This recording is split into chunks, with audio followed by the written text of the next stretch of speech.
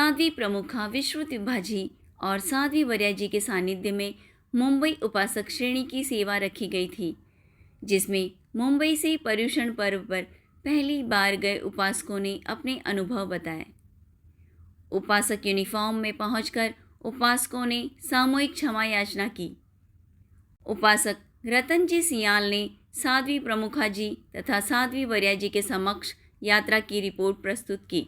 मुंबई में कुल मिलाकर लगभग 173 उपासक उपासिकाएं हैं, 173, जिसमें जेंट्स उपासकों की संख्या 65 और लेडीज़ 108, और इसमें प्रवक्ता कुल मिलाकर 43 है, जिसमें सहयोगी 130, और अभी तक जितने भी उपासक हैं 173, इस बार जो बने थे 33, उनको मिलाकर व्यक्तिगत रूप से हम यात्राओं की टोटल करें तो मुंबई के उपासकों की ओर से लगभग 927 यात्राएं अब तक की जा चुकी है। और इस वर्ष परम पूज्य गुरुदेव का चतुर्मास मुंबई में था, उसके बावजूद भी मुंबई से लगभग 83 उपासक उपासिकाओं ने यात्राएं की। और तपस्या के बारे में अगर हम बात करें तो जैसे पूज्य प्रवर ने मुंबई चतुर्मास से पूर्व ही एक तपस्या के संदर्भ में 21 रंग की बात की, और उपासक श्रेणी में भी इस बार बहुत अच्छी तपस्याएं हुई हैं। 16 भाइयों ने प्रथम तीन प्रतिमाओं की साधना की, और उसके बाद में 2 भाई ऐसे हैं जो अभी चौथी प्रतिमा की साधना कर रहे हैं। रमेश जी डूंगरवाल और शांतिलाल जी संचेती चौथी प्रतिमा की साधना अभी ये कर रहे हैं। और अभी इस वर्ष जो हमारे एक उपासक बने थे दिनेश जी बाफना, उन्होंने 32 प्रहरी पोषक इस बार किया था। और सुमंगल साधना में भी प्रतिभा जी चोपड़ा संभवतः मुंबई के उपासक परिवार में एकमात्र सुमंगल साधिका के रूप में साधना कर रहे हैं। मुनिश्री जयेश कुमार जी के संसार पक्षी पिताजी अशोक जी बरलोटा, इन्होंने पहली बार अभी यात्रा की, और आप संक्षिप्त में अपनी यात्रा के अनुभव शेयर।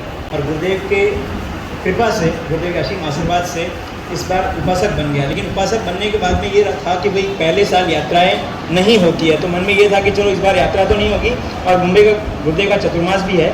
लेकिन 4 दिन पूर्व फ़ोन आ गया कि भाई आपको जाना है। तो मैंने कहा यहाँ पे मुंबई में गुरुदेव का चतुर्मास है और मैं चतुर्मास ये छोड़कर तो नहीं जाना चाहता। तो वहाँ से आया कि भाई ये भी तो संघ की सेवा ही है, और उनका इतना सा एक शब्द का ये भी तो संघ की सेवा है। मैंने कह दिया कि मैं जाने के लिए रेडी हूँ। मेरी वो 9 दिन की साधना नित्य, मतलब सुबह 4 बजे से लेकर रात को 10 बजे तक लोगों को स्वाध्याय करना और खुद का स्वाध्याय दूसरे दिन के लिए किस तरह तैयारी करना, ये इस तरह बीता कि पता ही नहीं चला। और मैं समझता हूँ कि पूरा गुरुदेव का आशीर्वाद था, जिससे कि हमें कुछ करने की ज़रूरत ही नहीं पड़ती। वो हमारा काम, हम उनका मंगल पाठ लेके जाते हैं और हमारा काम वहाँ पर हो जाता है। साध्वी प्रमुखा जी ने मार्गदर्शन देते हुए कहा कि जितना आपका स्वाध्याय बढ़ेगा उतनी ही अपनी बात को आप सरलता से दूसरों को समझाएंगे। स्वाध्याय नहीं होगा तो समझाना थोड़ा भारी पड़ता है।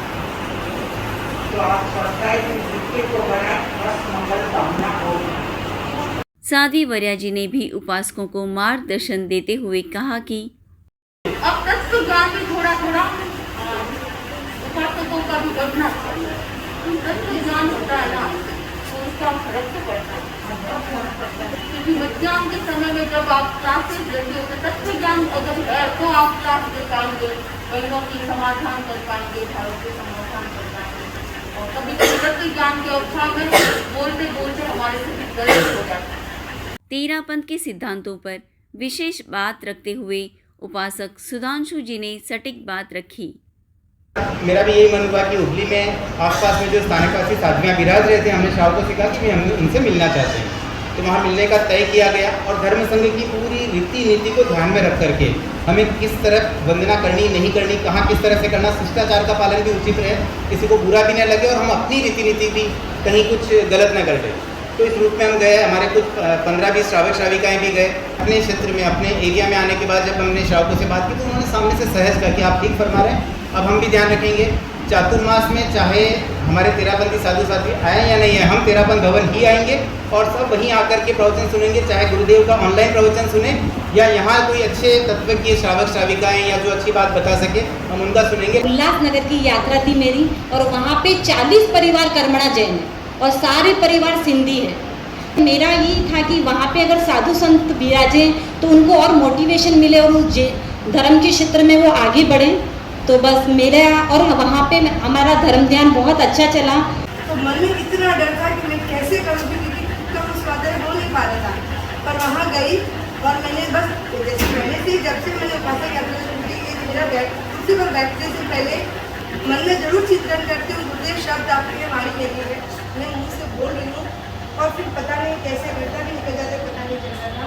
परीक्षा तो एक ही है, लेकिन क्षेत्र 2 है, भरूच और अंकलेश्वर। तो 3 दिन भरूच रखते हैं, 5 दिन अंकलेश्वर। और योग ऐसा बेटा कि नर्मदा में जो पानी आ गया तो भरूच वाले सारे कर दिए, तो जो अंकलेश्वर में वही थे।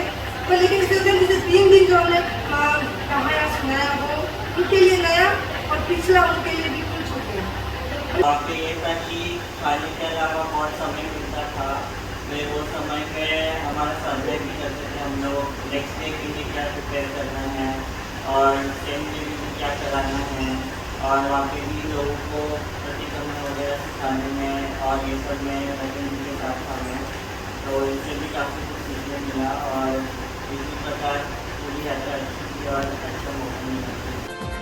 ऐसी ही लेटेस्ट खबरों से अपडेट रहने के लिए हमारे चैनल को अभी सब्सक्राइब करें और बेल आइकॉन को दबाना न भूलें।